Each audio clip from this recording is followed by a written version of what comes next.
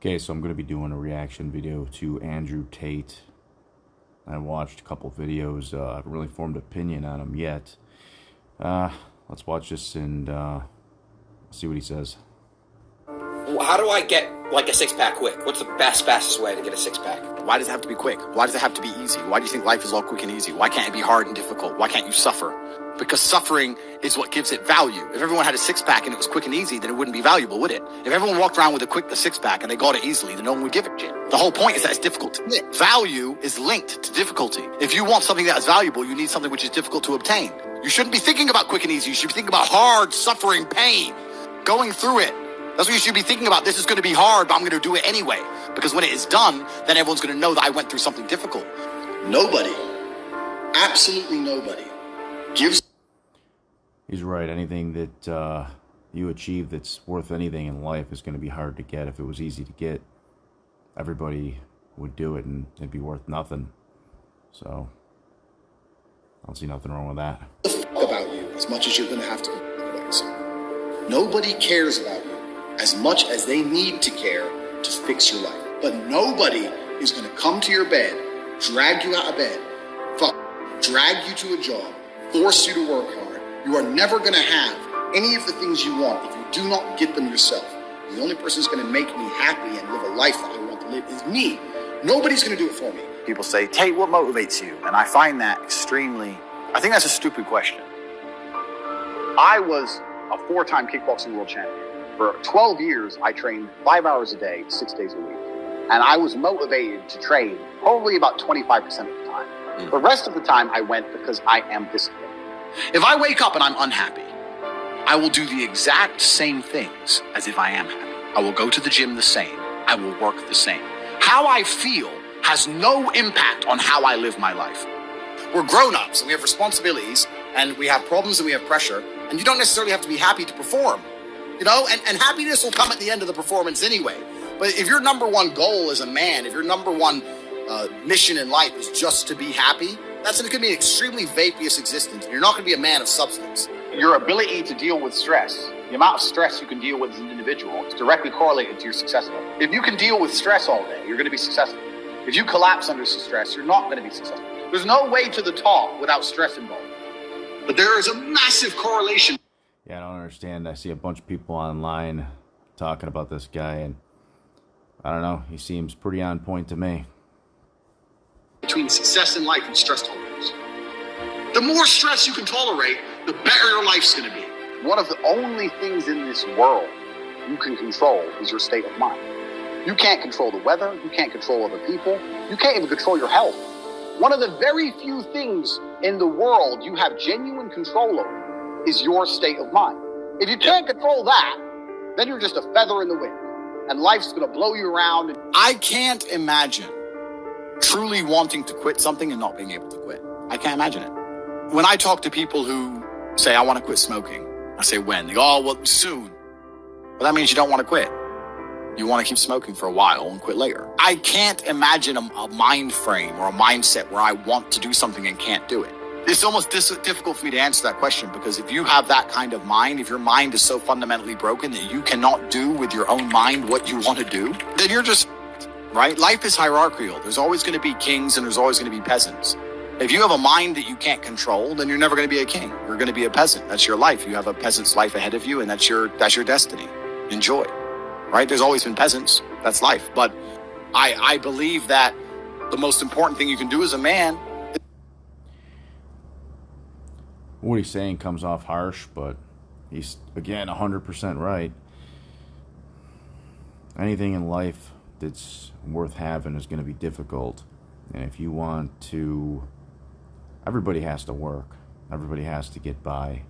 If you want to make it to that next level, you got to work harder, smarter than everybody else. And if you don't, then you're not going to, you'll get by, but you're never going to get to that next level.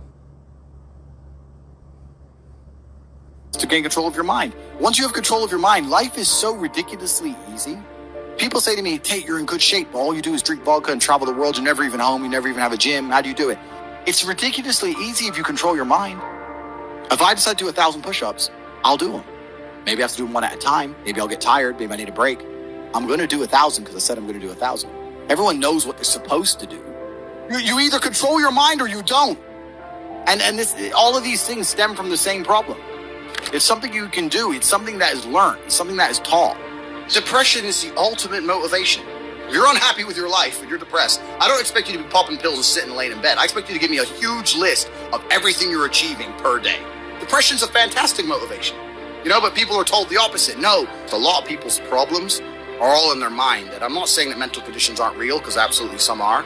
But I try and explain to people, look, the only thing on the planet you have genuine control over is your state of mind. You can't control the weather. You can't control anything. The only thing you can affect in genuine real time is how you feel in your head. How you view the world absolutely and utterly shapes how you react to the world, how you act in the world, how people view you. It's all down to how you view things. You have to believe you're a fucking man, and you have to believe you can achieve anything. I'm not saying you can achieve anything easily.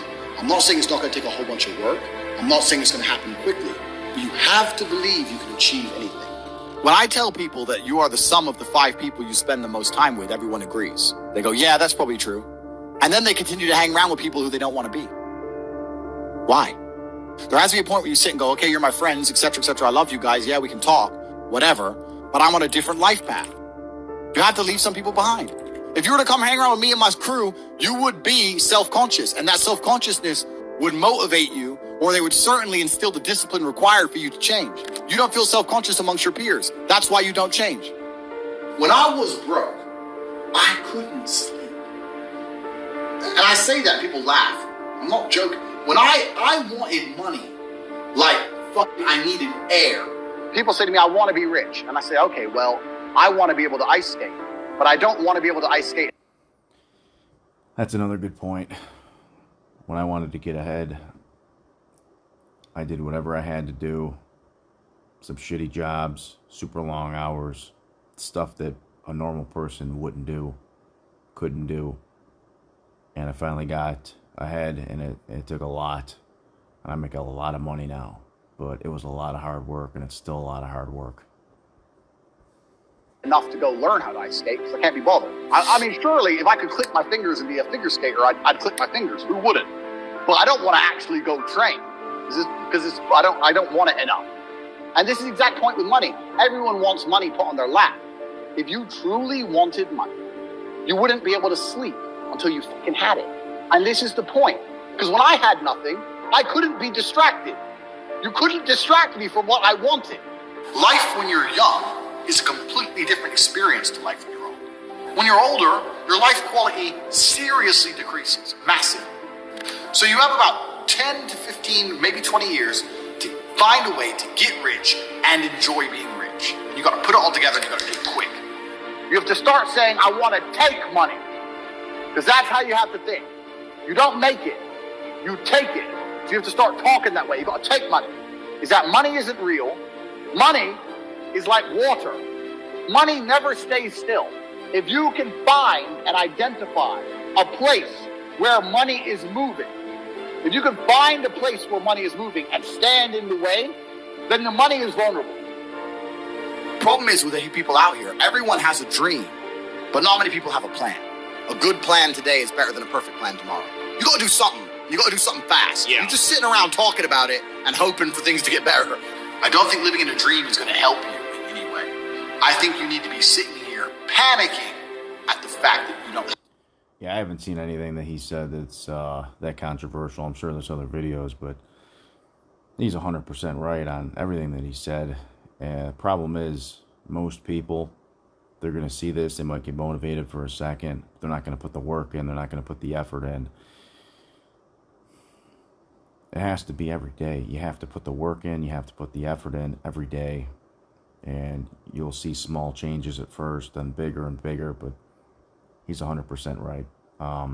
Yeah, I don't know. I agree with everything he said so far, so